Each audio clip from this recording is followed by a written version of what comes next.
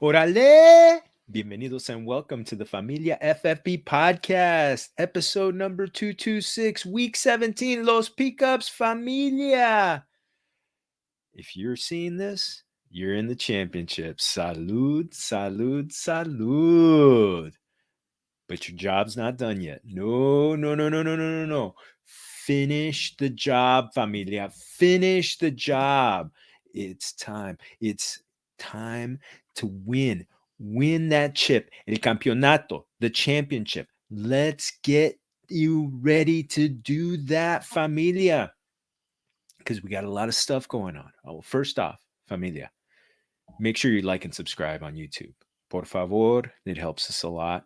And also make sure you're following us at familiaffb.com. I'm going to have an article on this in a little bit coming out, but get ready for Los Peekups. It's time to hit the waiver wire. You cannot let up at this point, familia. It's time to go get some players.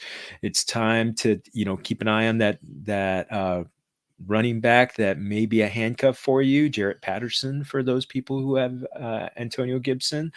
But really, this is time where you're getting some depth because COVID is still running rampant throughout the NFL.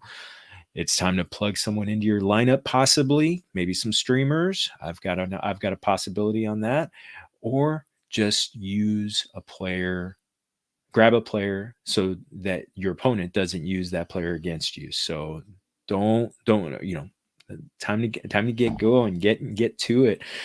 Because really, Familia, you only get so many chances at a title. So as always, we're going into players who are 50% owned, rostered in Yahoo leagues or less. So those are the players. These are the players that we're going to be concentrating on. It's kind of a light list today, but we've that. But the reason is, number one, teams are picked clean. But number two is there's only so many players that you're going to be wanting to drop, because if you're playing the championship, you've got a good roster. So let's go get you a title. So let's start with the quarterback streamer possibility. Trey Lance, familia. Jimmy G, he's got a sprained UCL in his thumb, so it's likely that he's going to miss the game. So, and you know what?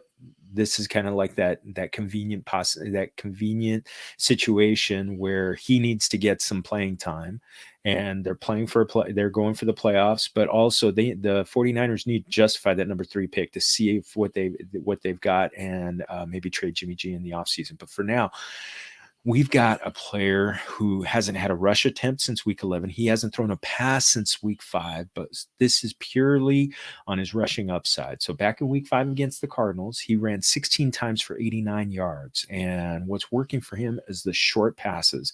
During his start in week 4, he found Deebo Samuel for eight catches, 156 yards, and 2 touchdowns. So, as we know, Samuel, George Kittle, Brandon Ayuk, they are all yak monster yards after the catch. Trey Lance could be that. That's how he's going to be used in the passing game. That's how he's going to be passing the ball.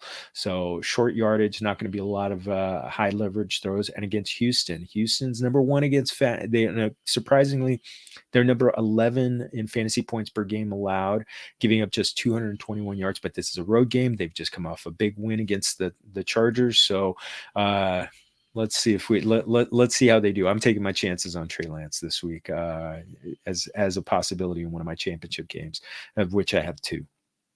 Another one, Tyler Huntley. Now, this is all predicated on the fact that he needs to clear the COVID protocols.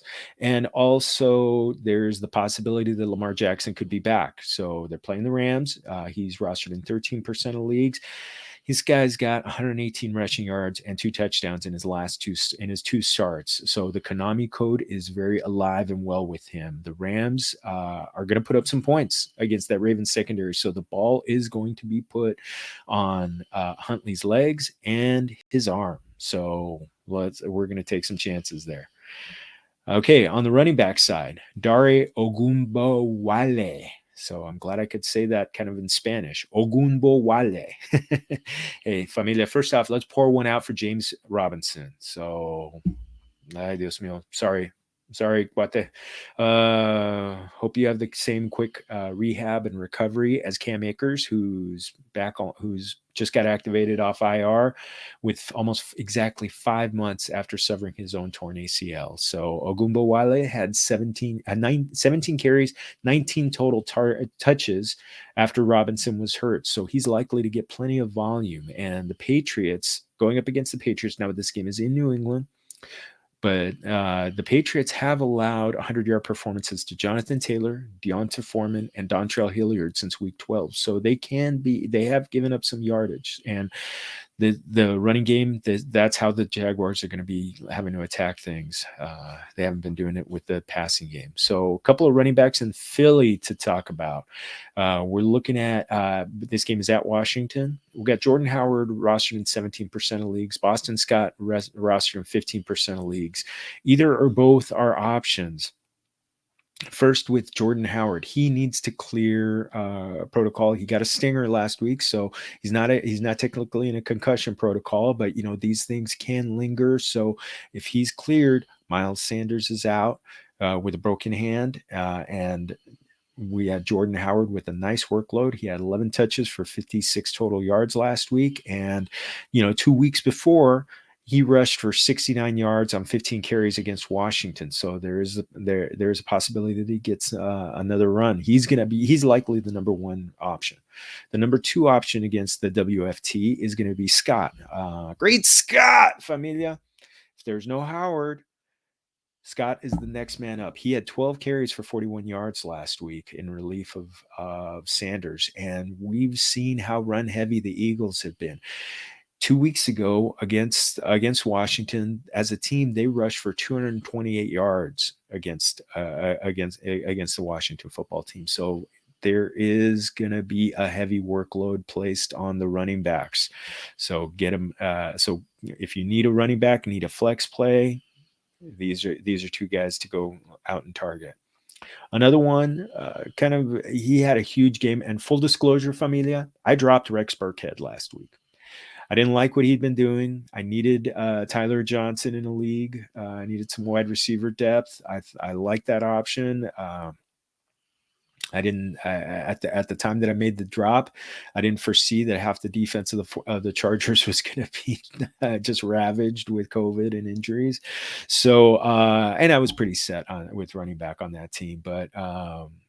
So thankfully it didn't blow up in my face, even though the person I was going up against ended up picking up Burkhead and playing him against me. So got to figure, thankfully other guys on my team went off. So, but Burkhead, he is likely to get another full workload. David Johnson just went on the COVID list. So this could be a heavy volume play for Burkhead. The only warning sign is that the 49ers have allowed just 75.4 rushing yards per game since week 12. So start him at your own peril, but there are, if you need a running back for this week, he's an option. Let's go over to the wide receivers and tight ends. Marquez Valdes-Scantling. We've been talking about him a lot on this column. So he needs to clear the COVID protocols before you start him. So that's number one, but he has a great matchup. Back in the last time that these two teams met, MVS went for 4 catches on 10 targets for 123 yards and a touchdown. That included a 75-yard bomb in the closing minutes that sent the game to OT. So the Vikings, they're number 28 against the wide receiver position and allowing 263.2 passing yards per game since week 12. They've also given up 9 passing TDs during that time. So MBS is a big play guy, as we saw against the Vikings. This game is going to be in Green Bay. So it's going to be cold temperature, dome team defense going to the cold. Never a good option. So MVS is one of your options. Isaiah McKenzie, again, going up against Atlanta. So he's rostered in 2% of leagues. Familia, who saw 12 targets, 11 catches, 125 yards, and a touchdown against the Patriots last week? Who saw that type of game? Okay, well, a lot of signs pointed toward him possibly being a good option. Cole Beasley and Gabriel Davis were both out because of COVID. So, but what happens? Now he's looking at another game with Cole Beasley. and Gabriel Davis out because of COVID, and going up against an Atlanta defense that just got lit up by Amon-Ra St. Brown. 9 catches on 11 targets, 91 yards, and a touchdown. So Isaiah McKenzie against that Atlanta defense, he's definitely going to be a big option. Another one, tight end side. Like I told you, it's not a very deep group this week, but I've got a streaming tight end for you, Gerald Everett. Last week, he had just as many targets, 5, as DK Metcalf, and one fewer than Tyler Lockett. So now he's going up against a Detroit defense that's number 31 against the tight end and giving up 88.8 receiving yards to the position. So if you don't have one of the top tight ends, Kelsey, Kittle, Mark Andrews, even Kyle Pitts, if you don't have one of those options, Gerald Everett going a home game in that environment, it's a possibility. Keep in mind, though, there's a 50% chance of rain on that day. So keep an eye on the weather reports. But Everett, he's going to be getting some volume.